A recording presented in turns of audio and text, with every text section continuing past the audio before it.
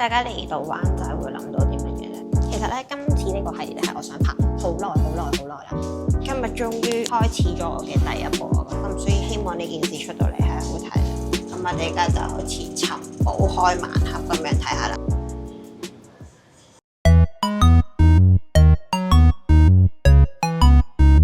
Hello，我係 Yumi 啊，歡迎收睇我嘅新系列陪我講啦。咁講起香港，大家係咪都覺得放假唔知去邊度好悶呢？咁我哋呢個系列就係要打破你嘅印象啦，咁就發掘下香港唔同嘅地方啦。睇灣仔咧，大家諗起係咪就係得會展呢？錯！灣仔其實係比你想象中更有呢個文青同埋藝術氣息嘅地方啦。咁我哋今日就一齊去發掘下啦 ，Let's go！ 咁我哋第一站嘅開始咧，就去飲杯咖啡先啦。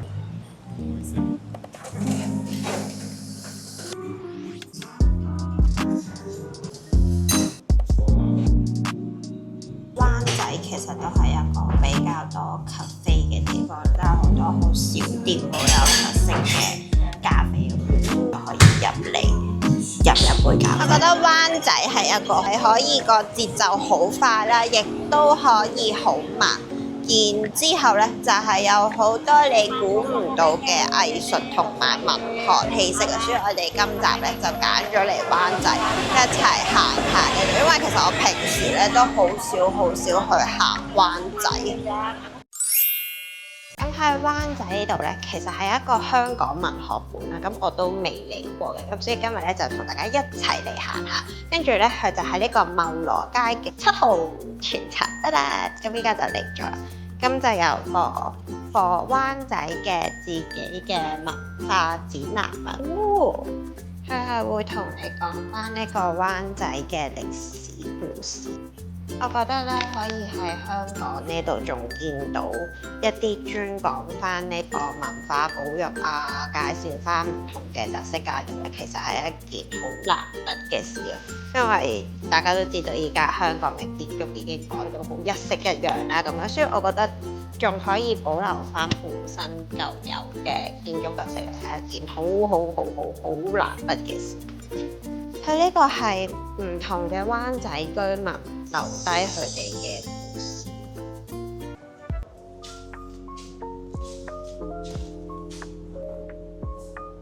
我好中意呢句啊！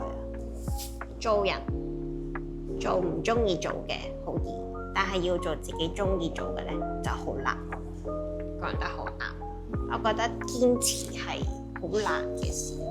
其實咧，今次呢個系列咧係我想拍好耐啦。咁但係咧，呢個諗法一路喺我個腦入面度構思咗好耐啦，但係一路都未行動。咁點解會出現呢個系列呢？就係因為越嚟越多人會放假嘅時候去北上啦，或者去旅行啦咁樣。大家成日講留港消費，但係好似都留唔住大家喺香港啦。咁我覺得既然係咁嘅話，不如我哋一齊去發掘下香港好多我哋未去過嘅地方，咁樣就揾下有啲乜嘢玩啊！跟住今日終於開始咗我嘅第一步，我覺得係非常之難嘅，但係我個腦其實有啲混亂，因為我好驚翻到去之後唔係好知點樣剪呢條片啦。咁但係咧，我又好想去做得成一個系列啦，咁所以希望呢件事出到嚟係好睇嘅。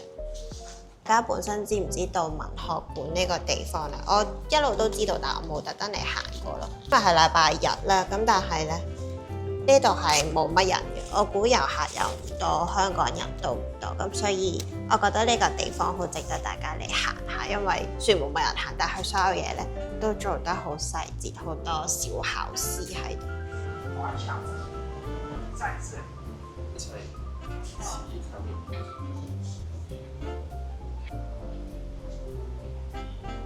我覺得咧就咁講，香港文學好似好正式咁樣啦，但係你嚟到睇到唔同嘅作家，你對佢哋嘅名咧就會有啲印象。其實大家就算唔係好中意睇書，都可能會有聽過，就好似張愛玲咁樣。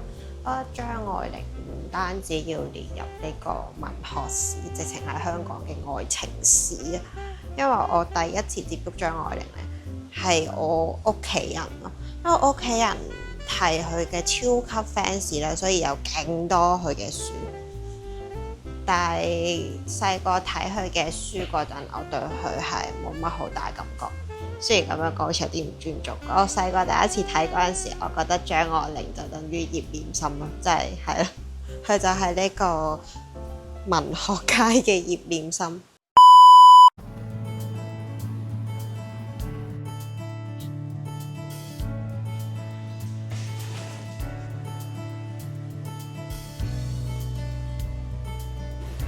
太舒服啦！呢度就好似一個小型嘅圖書館咁樣，跟住可以自由地咁喺度睇書啦，跟住閱讀嘅空間啊、座位啊都好大。我覺得我太遲先發現呢一個地方，應該就到啦，前面就係啦。咁跟住嚟緊要去嘅地方呢，就係我今日呢集最期待嘅地方啦。因為其實呢，我係完全冇去過啦。咁但係呢個地方又好神奇喎，因為佢成棟大廈入面呢，就有好多唔同嘅獨立書店啦，同埋小店嘅。咁嚟到呢，就係灣仔嘅富德樓啦。咁富德樓呢，都可以話係香港嘅傳奇，因為大家都知道香港嘅租金係比較貴啦。咁但係富德樓呢度呢，係香港好難得係租金極低嘅唐樓大廈。咁呢度呢，全部都係呢個獨立嘅小店啦、藝術空間啦。但其實我都唔知呢度鋪頭有啲乜嘢嘅，因為佢每日會開嘅鋪頭都唔同。呢度 total 呢就有14層，咁我哋就睇下我哋可以去到邊一度去尋下寶發掘下。今日開14樓、12樓、10樓、8樓。14樓10，我唔記得添，我抹低先。你講完我要14、12、18。18。即係8樓以上嘅10樓、雙數8樓。哦，你記得，我唔記得。好啊，咁我哋去咗14樓先。好搞笑，呢度呢就係每日都唔知邊層有開放啦，咁所以嚟到嗰陣時就可以問下看更叔叔有邊層開放，跟住就可以去啦。咁我哋而家就好似尋寶開盲盒咁樣睇下啦。咁我知道14樓係書店嚟嘅。呢度好似超和嗰棟大廈，佢嗰個 lift 都係咁樣。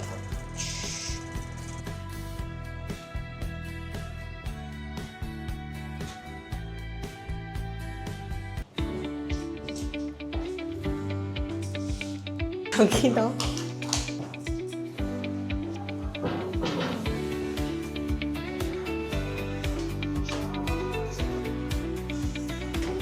呢度嘅書咧，全部都係關於呢個性別認同啦，同埋平權嘅議題。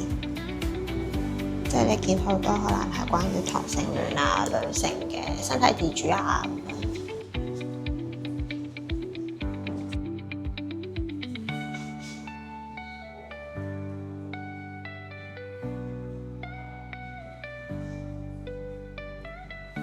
咦？今日係最後一日。原來我哋好好彩咁樣睇到，我估佢呢度應該係定期會搞唔同嘅畫展同埋展覽。其實我哋唔知我哋去緊邊度睇緊啲咩，我哋就只係隨便去下。跟住同我覺得香港最特色嘅係一定會喺呢啲唐樓嗰度見到大家唔同嘅塗鴉，突然間粗口啦，跟住有唔同嘅 graffiti。因為今日咧最後一層就係8樓啦，咁我哋可以睇下8樓有啲。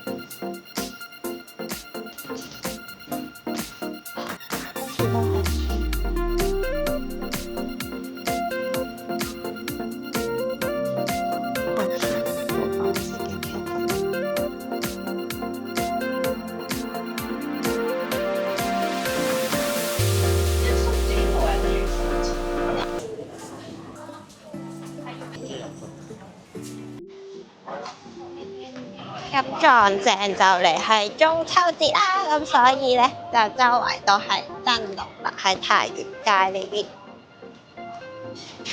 大家有冇感受到我對灣仔嘅唔熟？大家都係睇緊地圖咁樣出發，不過我真係好少嚟灣仔，每次嚟最多都係去利東街嗰部分。咁我哋最後一站咧，就係去灣仔好出名嘅藍屋啦，跟住到咗啦。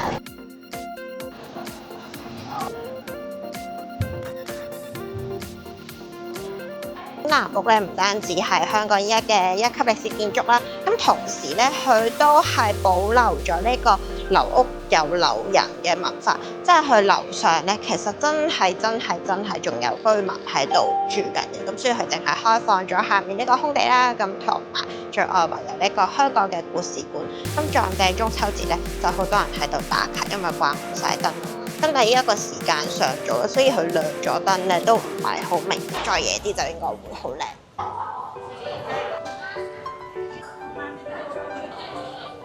咁基本上咧，藍屋1樓以上嘅地方咧就係真係民居啦，咁所以就不設開放噶啦。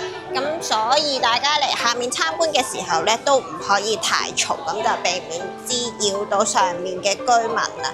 但我覺得藍屋呢個樓屋有樓人嘅保育文化好有趣，因為我想像唔到如果自己住嘅地方變咗呢個歷史建築啦，跟住我仲喺上面住緊，然之後樓下每日都有咁樣好多人嚟參觀，嗰個感受係點樣？但係 so far 依家暫時睇，其實唔同嘅遊客嚟到咧都係好受呢個秩序，好安靜嘅。所以呢個喺香港嚟講，算係一個幾有趣嘅保育啊！跟住就係呢度喺藍屋住緊嘅貓貓狗狗。咁陪我講嘅第一集就去到呢度啦，希望呢一個系列可以陪大家發掘到香港唔同嘅一面啦。咁但係咧第一集咧我都覺得自己準備得唔係咁好啦，所以希望大家喺下一集見到更好嘅成品啦。咁我哋下條片再見啦。陪我講呢個名咧係我自己諗出嚟啦，咁同埋佢對我嚟講，我覺得都幾有意義嘅。諗起 Eason 嘅 Shall We Talk 啦，咁我覺得大家好似對於呢個土生土長嘅環境越嚟越生疏啦。咁當然我自己都有呢一個諗法嘅。咁所以我知道好多人走咗啦，或者好多人會計劃走啦，咁都仲有會留低嘅人嘅，借呢個機會去發掘翻香港自己獨有嘅一面啦，為呢個地方留翻啲回憶啊！陪我講出我們最後何以生疏。